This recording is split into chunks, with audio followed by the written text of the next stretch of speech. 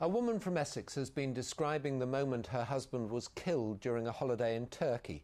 50-year-old Glenn Hudson was parasailing last weekend when he fell 150 feet to the beach at the resort of Side.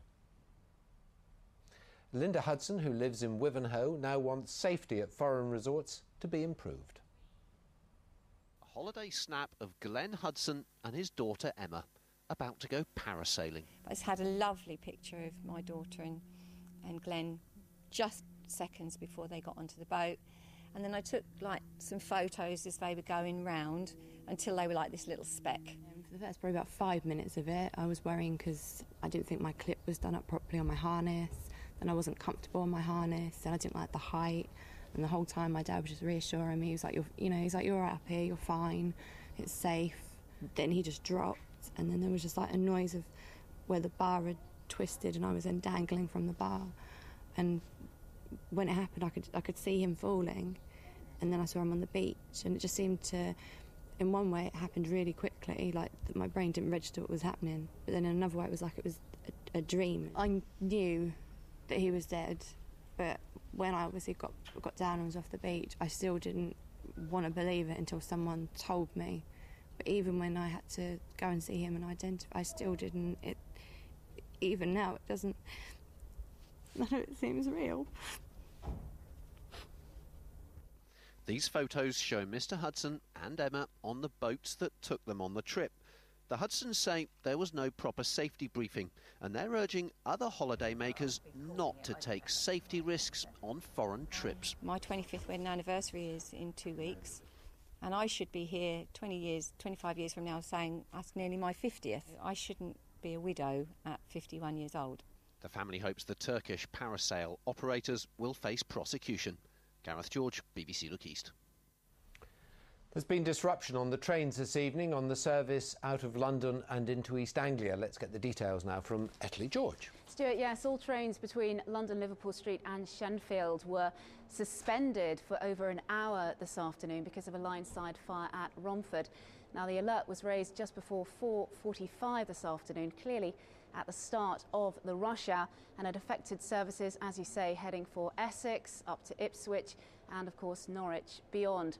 Now, at one stage, there was said to be around 1 hectare of grass and undergrowth alight and 20 firefighters at the scene. Now, fortunately, 2 of the available 4 lines are now up and running, and services are running again, but of course with residual delays. So there will be quite a lot of people late home this evening. In the meantime, tickets are being accepted on C2C rail lines, local buses and London Underground.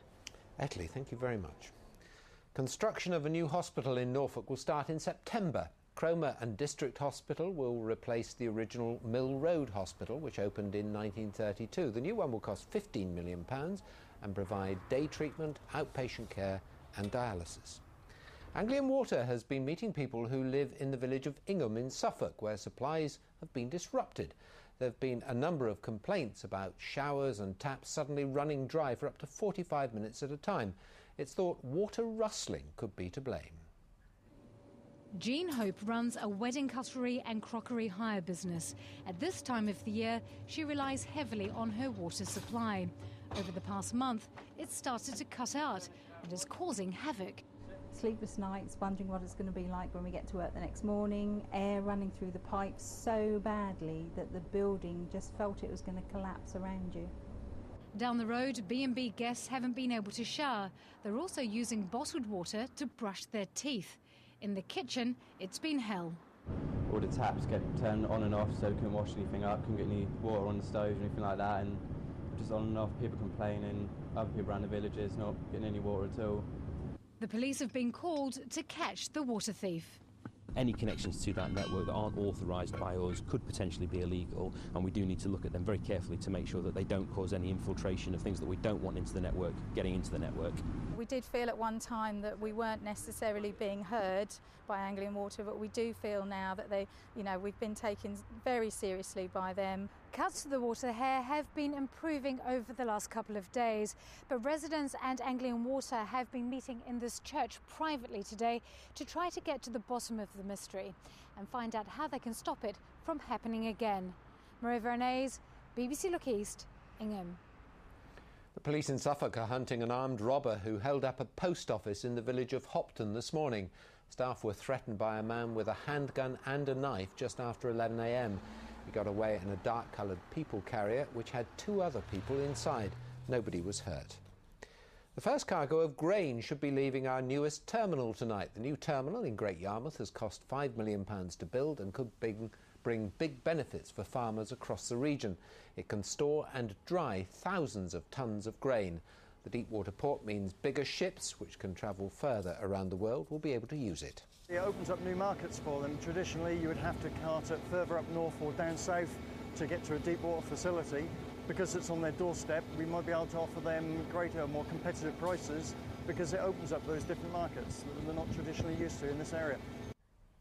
In cricket, Essex are through to the finals of the 2020 Cup after a dramatic win last night. They were set 184 to win against Lancashire. Mark Patini and Matt Walker both made 50s before captain James Foster hit 3 successive 4s in the 19th over.